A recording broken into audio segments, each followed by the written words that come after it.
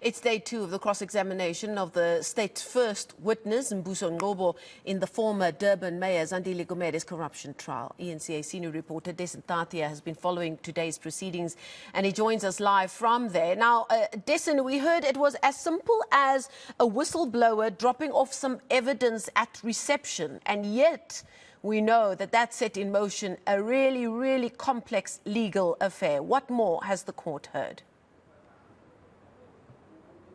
Well, Marcel, that's the state's version. So they say, according to their witness, that that's how all of this unfolded, and that's what they're hinging this on. So this is the very basis of what we're seeing here, how it all started, that bundle of documents going to the city's Integrity and Investigations Unit, which is responsible for dealing with issues of fraud and corruption within the municipality, with its employees, and it's the head, Mbuso Ngobo, that's on the stand now. So he's currently being cross-examined. So I'll start with, firstly, why we adjourned a little earlier for the past 2 hours or so, and that's because the defense, through Advocate J. Naidu, who's representing Gumede, he wanted a particular document that would have been compiled in the process of this investigation being launched. Unfortunately, that was not submitted as evidence, and court had to stand down to allow Ngobo time to talk to his office to try to get that document. So essentially, what the past few days has been about is the process of how an investigation comes to be. So Ngobo initially outlined what happens,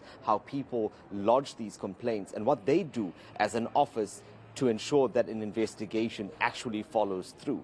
So what the defense is now trying to point out, or trying to get to the root of, is whether, in fact, there was a whistleblower or not, how this investigation came to be. And to do that, they're now looking at things like the times, for example. So on the 7th of March in 2018, that's when these documents were allegedly dropped off, and they were dropped off at 10 to 4.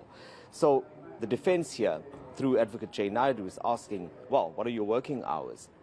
And those working hours are apparently until 4 o'clock. So at one point, he put to the witness a question saying, so are you saying that all of this was looked at in 10 minutes, and at that point it was then passed on to you as the head? So these are the types of questions that are being asked of the witness to try to establish the timelines. Because on the next day, on the 8th of March, that was when Ngobo signed off on that document, which essentially set in motion what we saw, what led up to this, in that there was an investigation that was launched, because he had the ultimate say, or the ultimate power to say this requires an investigation. It's really technical and fascinating stuff. Dasen, have we seen Zandile Gumede at all? Has she been in attendance? What's the atmosphere like there? She has been in court along with the other co-accused. So they've been here for since the trial started. You know, some of the on the initial day they had a virtual appearance as well. But despite all of this, they've been relatively mute, if I could put it that way. They remember, all of them are out on bail, so they come in, they sit through the appearances, and obviously then follow through. But yesterday was also a fairly quick adjournment. At about 3 o'clock, court wrapped up. Today, court returns at 2 o'clock, and that's when that cross-examination is expected to continue.